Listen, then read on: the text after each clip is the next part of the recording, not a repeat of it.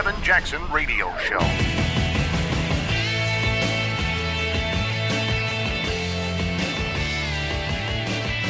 Welcome back, everybody. Kevin Jackson. It's the Kevin Jackson Show. Glad you guys are here.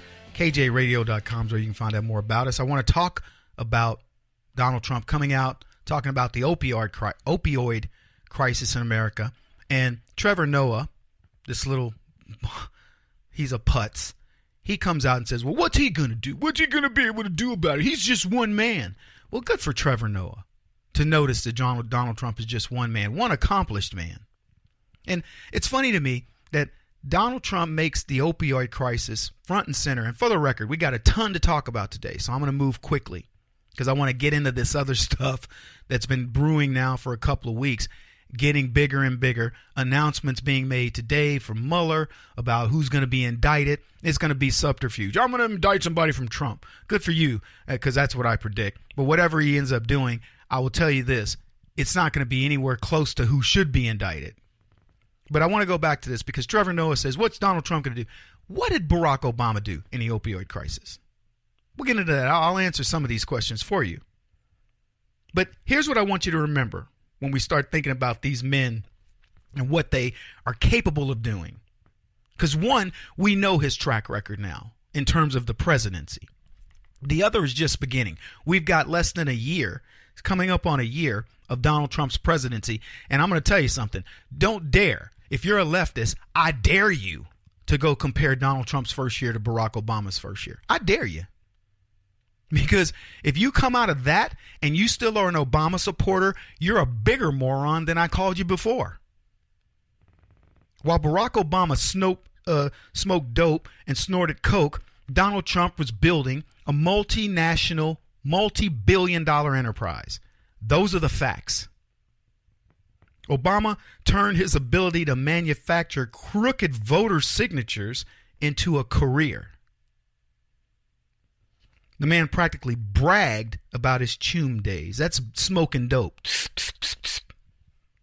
And his cocaine use was one of the only negatives of Barack Obama's life that he actually owned up to. And you know why he did it? Because saying that he smoked dope and snorted coke gave him street cred. That made him, get this, more black. That's what he was thinking. So between his dope use and marrying Michelle, and of course, working in the community organizing, helping people get out the vote. Well, that's what Barack Obama was noted for. He saw drug use as a badge of honor.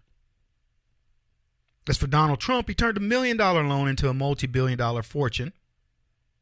He needed no reprieve from reality in order to function in society. By that I mean he doesn't smoke dope. He doesn't even smoke cigarettes, a vice that Barack Obama couldn't even beat in any point in his life. When he became president, they said, it doesn't look good for you to smoke, Mr. President. I'll do my best. And then he went around the corners and smoked.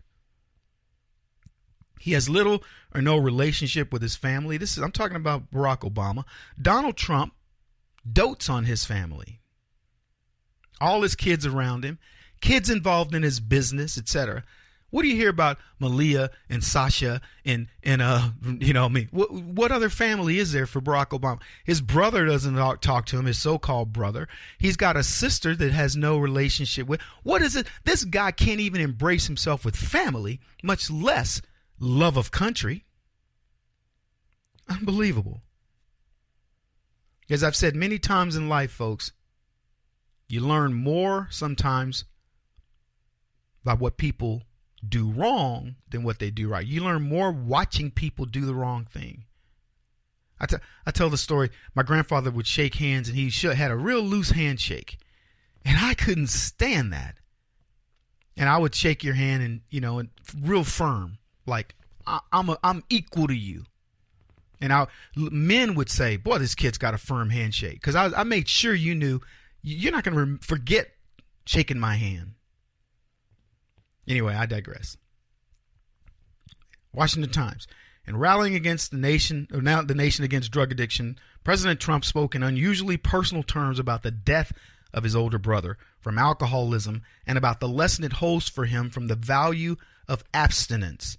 To an audience at the White House, Mr. Trump recalled his older brother as a great guy, best looking guy, President recalled, best personality, much better than mine. But he had a problem.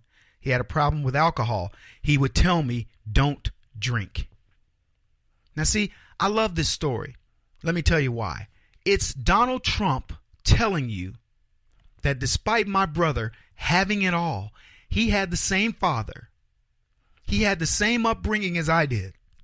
He had it. Good looking guy, articulate, blah, blah, clean.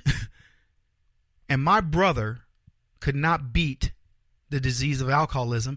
And he couldn't overcome with all the things, with all of his white privilege, alcoholism got to him. And it killed him. Said his brother was an airline pilot, a father of two.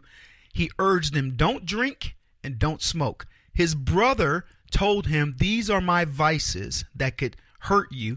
And Donald Jr. Donald Trump, it's not a junior, he listened. He listened to his older brother, Fred. And what I want the world to understand is Fred shows that wealth offers no guarantees. That the rich suffer many of the same things that we do.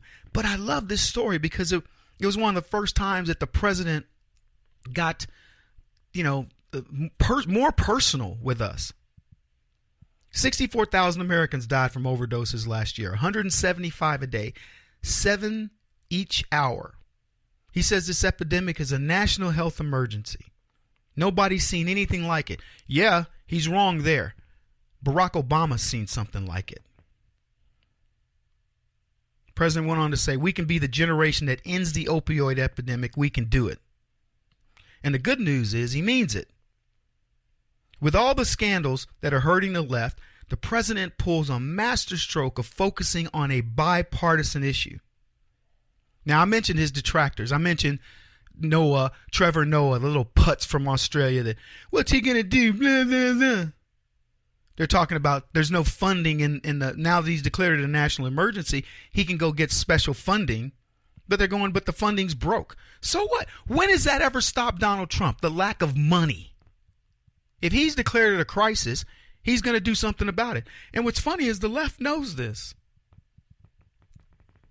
Unbelievable. He says this is a priority. Now, what's funny is when Barack Obama talked about this, he started a thing called Operation Unite.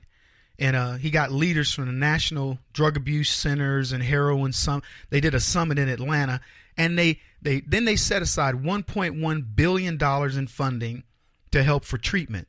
But they didn't talk about root problems or anything like that. And for the record, it's leftists that created this problem. They're the ones who made drugs easier to get and stuff. Now, I'm not saying he didn't do things by changing the way drug addicts would go from hospital to hospital to get drugs, and they now register them and things like this. But Barack Obama did not make this a priority, and he only started doing something about this in June of 2016 in earnest.